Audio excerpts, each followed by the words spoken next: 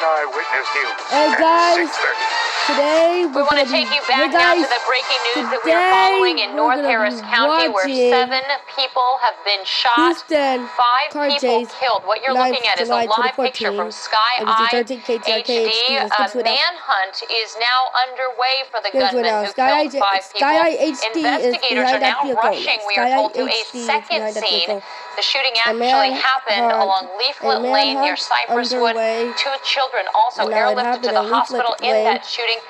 We've got a crew on the scene there, but it certainly looks like these investigators are in a rush to get to that second scene if, in fact, they are not following someone. Again, Sky HD is watching all of this happening up in North Harris County. Off at I-45.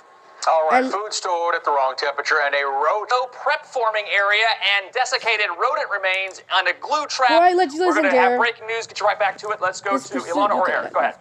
Okay, this pursuit started nearly an hour ago. This is, in fact, a chase. Again, in North Harris County, it looks like authorities are actually following this gray car in connection with that shooting that we just told you about, where 7 people were shot, 5 people killed, 2 children were life-flighted to the Kingwood Medical Center, or rather to hospitals.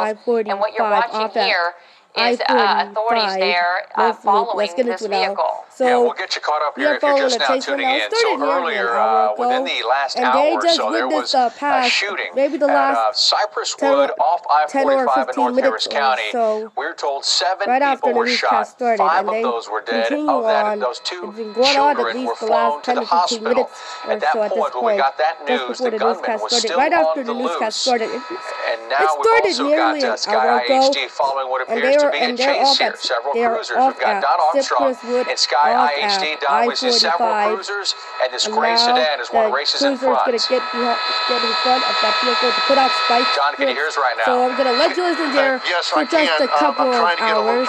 So let's carry on. We caught up with this chase at the site of the shooting, and we were looking for other police cars at the scene, and all of a sudden one of them took off, and we followed him for a while, and he caught up with this car here.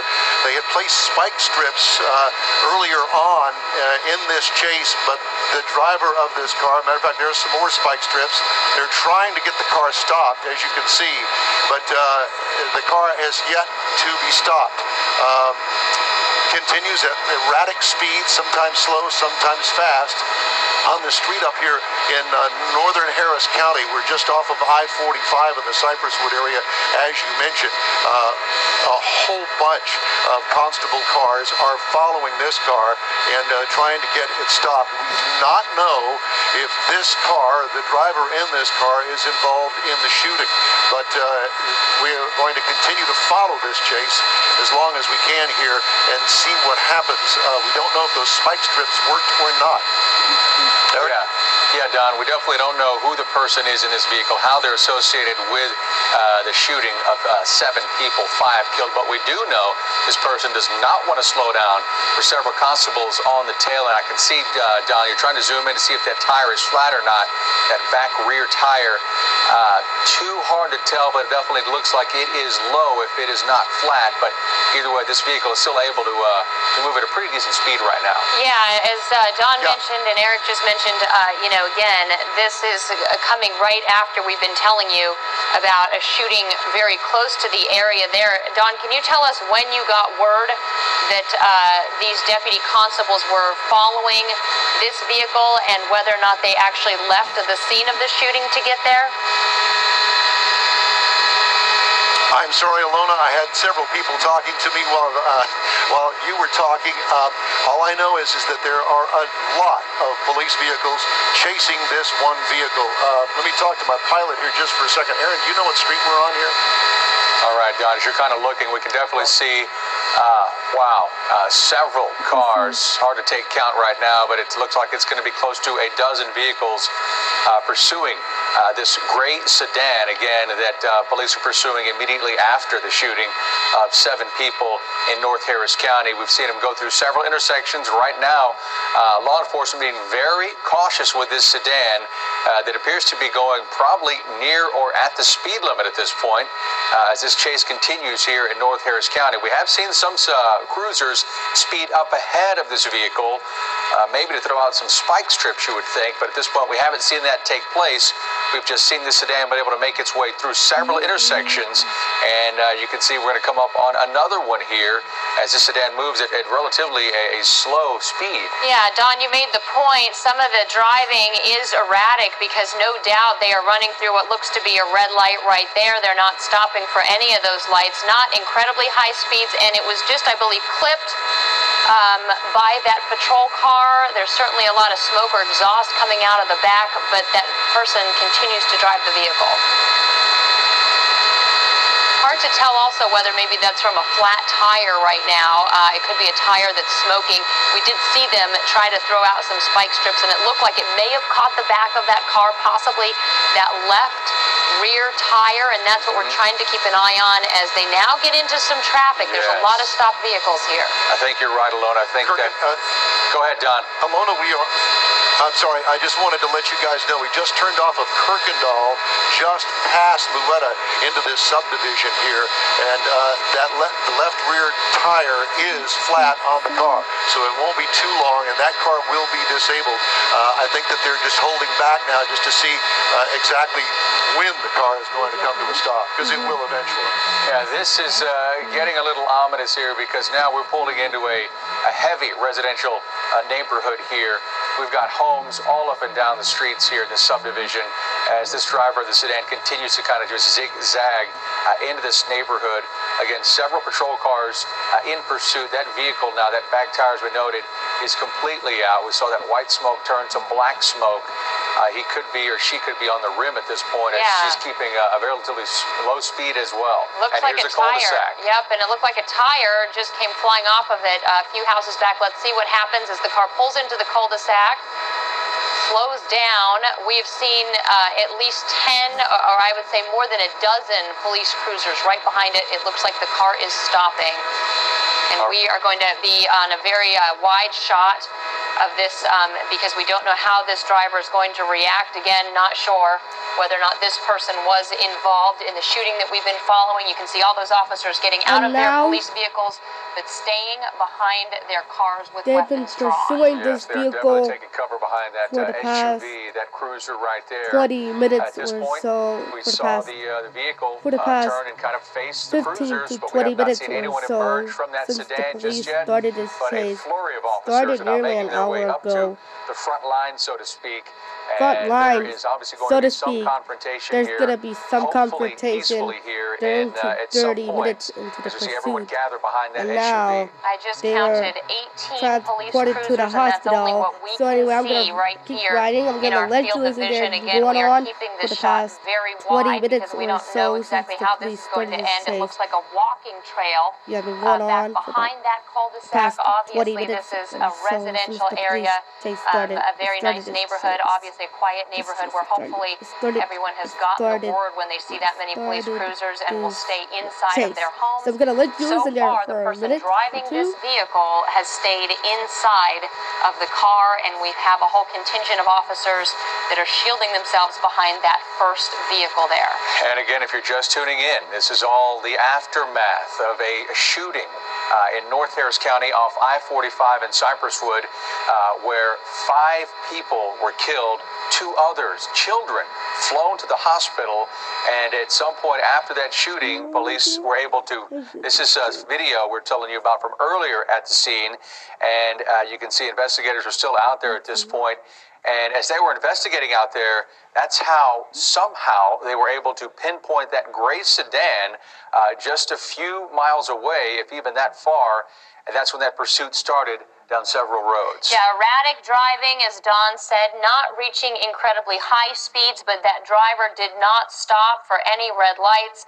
any police vehicles that pulled out in front of them, certainly not for spike strips that ended up catching the back left tire of that vehicle. We saw the car end up on its rim as we take you out here back live to this neighborhood where the chase has come to an end because that person ended up driving into this cul-de-sac.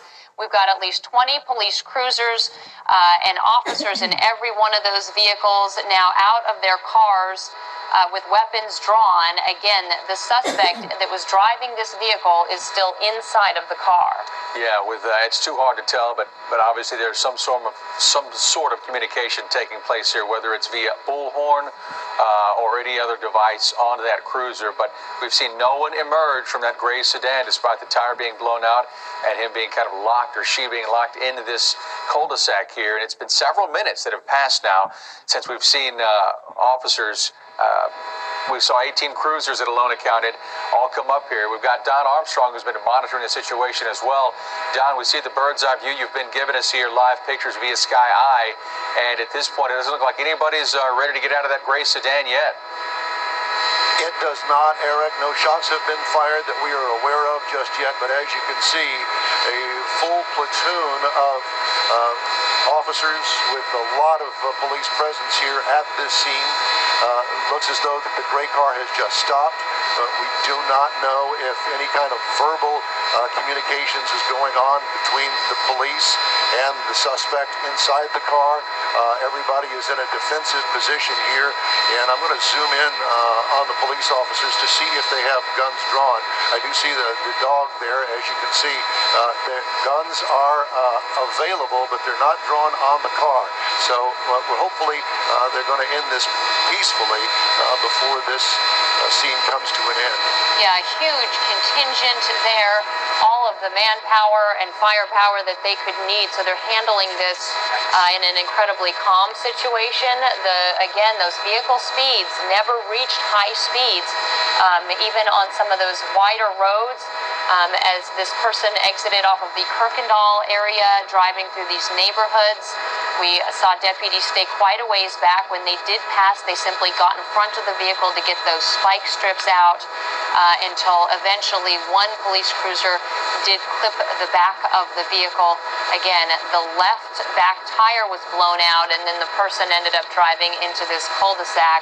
Officers keeping their distance there. Again, they have a police dog, just in case they end up needing a canine unit, but as you can see, they're taking their time and using a lot of patience in this situation. They are, and you can imagine the fear that some of these homeowners in this cul-de-sac might be feeling right now as this scene is unfolding literally in their front yards. But at this point, as we've noted, it's peaceful.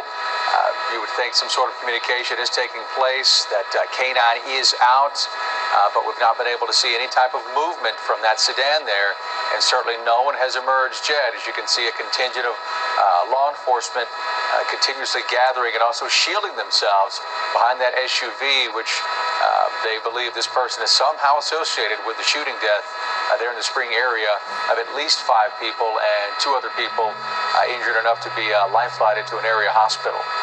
Yeah, again, that initially, this shooting initially happened in a home here in this residential area. This is actually at 711 Leaflet Lane in the Spring area, and you can see all of the officers who were out there earlier. That's where they got the call of shots fired. They found 7 people shot, as Eric said, 5 people dead. And then the word came that that suspect from the shooting was on the run. Right after that, we picked up this police chase being followed by Sky HD, this silver sedan, deciding not to stop for this huge contingent of deputies that were following.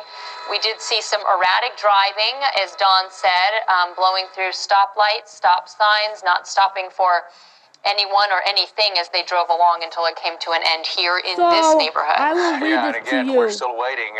This has been several minutes now that this sedan has kind of cornered himself by driving into the cul-de-sac here of a neighborhood not too far from the shooting scene, maybe just a few miles, and we saw that chase ensue. And at this point, no movement from that sedan.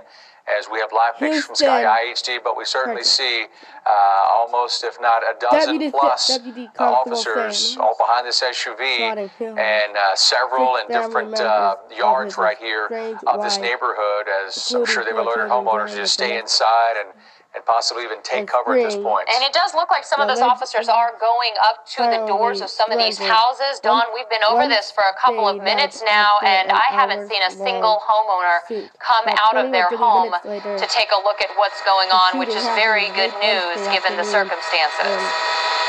I'm sure that they're watching this on their televisions at home.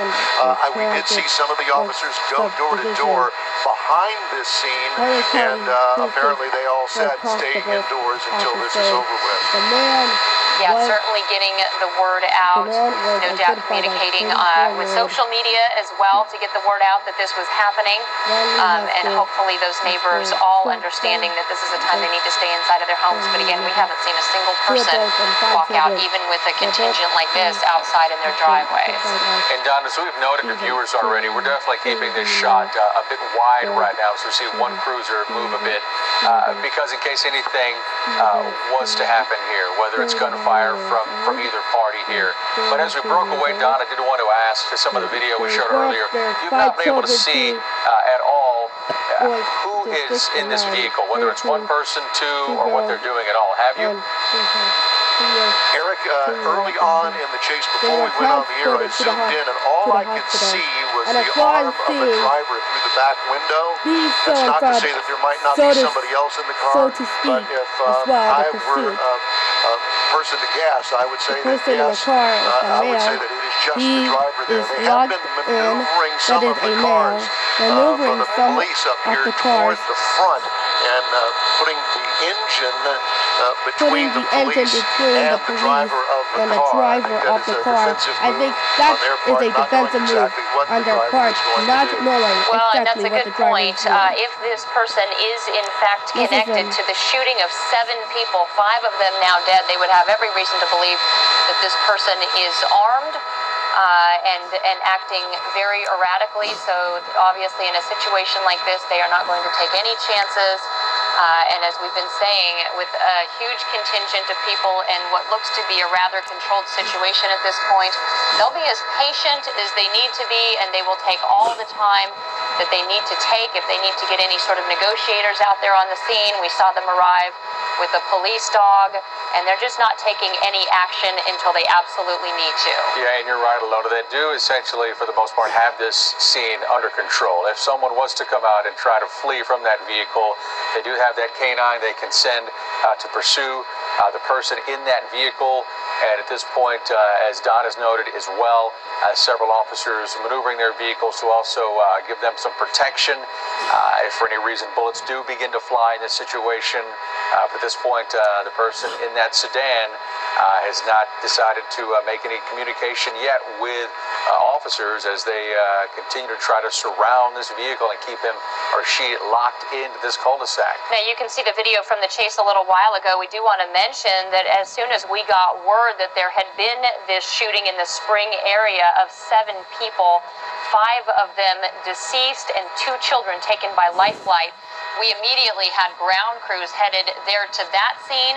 We also have ground crews headed to this neighborhood scene, but obviously we're not going to be hearing from them as they're going to be kept back quite a ways. But we're going to continue to update everyone on this story all throughout the evening on our website, online at abc13.com. Also follow us on Twitter, and you can download our news app to get all of the latest information, especially for folks who are actually close to the area, because we'll be keeping you up to date. That's right. So we will stay on this story, and obviously the ending here at some point we'll have for you, as I noted already, either online through our news app and certainly on Eyewitness News at 10 o'clock tonight, as we seem to be at a stalemate here after a chase and a cornering, so to speak, in this cul-de-sac here after a shooting that left 5 people dead and 2 children flown to a hospital. Again, this all starting at 711 Leaflet Lane, where the actual shooting took place. This chase going on for 10 to 15 minutes, and then ending here in this neighborhood just off of Kirkendall. Again, we will be keeping an eye on this one throughout the evening, and of course, we'll have the latest coming up for you at 10 o'clock. Thank you for being with us. We'll see you tonight at 10. Alright, thanks for watching. Check out this video here. See you guys in the next video later on today. Right now. Bye, guys. Shooting, 6 people killed. The suspect in custody after that long standoff. ABC's Ryan Owens is in the Houston suburb of Spring, Texas, with the very latest. Good morning, Ryan. Good morning to you, Robin. Behind me is the home where this happened. 7 people here shot, 5 of them children, 1 just a 4-year-old boy. And what happened after the gunman left this house? Well, things got even more dramatic. A dinner-time car chase through the crowded streets of suburban Houston that ends in a standoff with a gunman in a cul-de-sac dotted with huge houses.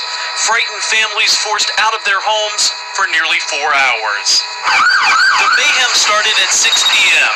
Detectives say 34-year-old Ron Lee Haskell opened fire in the town of Spring, north of Houston.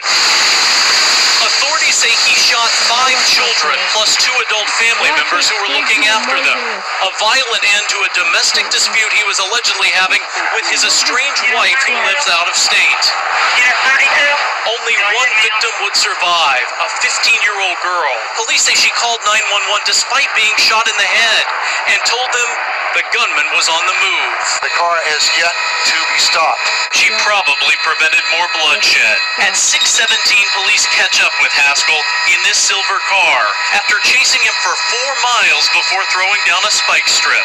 The left rear tire is flat on the car. His tire's blown. Snipers corner him in that cul-de-sac.